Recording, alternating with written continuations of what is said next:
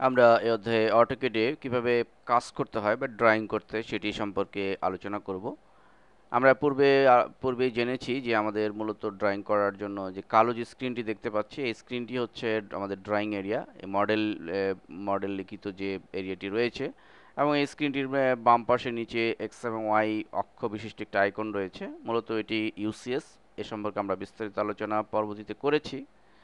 যাই হোক, তো আমাদের কাজের ক্ষেত্র হচ্ছে এই কালো স্ক্রিনটি। যদিও এই স্ক্রিনটিকে আপনি এর কালার চেঞ্জ করে নিতে পারেন, কিন্তু বাই ডিফল্ট কালো কালারটি রয়েছে। তো কাজ করার জন্য মূলত আমরা অটোক্যাডে ড্রয়িং করার জন্য আমাদের একদিকে যেমন মেনু বার রয়েছে, অন্যদিকে এরকম টুল টুল রয়েছে। বিভিন্ন টুলের সাহায্যে আমরা কাজ করতে পারি। কিন্তু ক্যাডের প্রফেশনাল যারা, মূলত তাদের জন্য সবচেয়ে পাওয়ারফুল হচ্ছে নিচে আমরা যে কমান্ড লাইন যেটি রয়েছে, আমরা নিচে দেখতে পাচ্ছি কমান্ড লিখিত একটি বক্স, সাদা বক্স। তো আমাদের এখানে মাউস পয়েন্টার নিয়ে ক্লিক করলে আমাদের কার্সর চলে আসবে। মূলত এই কমান্ড লাইনে কমান্ড লিখে বা টাইপ করে কমান্ডকে অটোক্যাডে কার্যকর করা হয়। তো যারা প্রফেশনাল তারা এই কমান্ড লাইনেই মূলত কমান্ডগুলোকে লিখে থাকেন এবং সেটিকে অ্যাপ্লাই করেন। এই অনেক সুবিধা পাওয়া যায়। তো আমরা প্র্যাকটিক্যালি বিষয়টি দেখি আসুন। ধরা যাক আমরা ম্যানুয়ালি একটি সার্কেল ক্রিয়েট করতে পারি। দেখুন, আমরা এখান থেকে টুল বক্স থেকে একটা ম্যানুয়ালি আমরা ক্লিক করে একটা সার্কেল তৈরি করছি। তো আমরা ম্যানুয়ালি ড্রয়িং করে নিলাম একটা সার্কেল।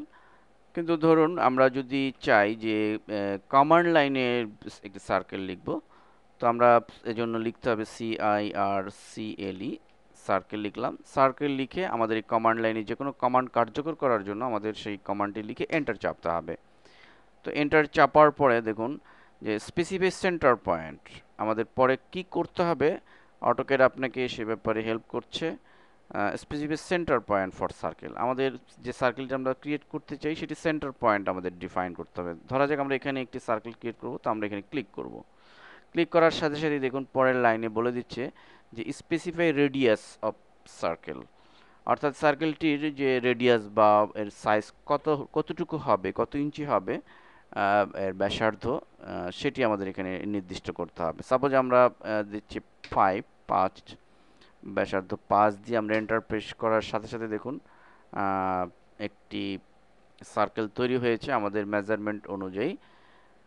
মূলত কমান্ড লাইনে আমরা লেখার দ্বারা এই সুবিধাগুলো পাচ্ছি। অর্থাৎ কমান্ড লাইনে আমার সেই কমান্ডের পরবর্তী স্টেপগুলো কি হবে অটোক্যাড নিজেই আপনাকে সে ব্যাপারে হিন্ট দিচ্ছে বা হেল্প করছে। তো আমরা প্র্যাকটিক্যালি যখন কাজ করব, তখন আমরা আমরা আমরা যারা প্রফেশনাল হতে চাই ক্যাডে, তারা আমরা এই কমান্ড লাইনের উপর ডিপেন্ডেবল হলে বেটার হয়।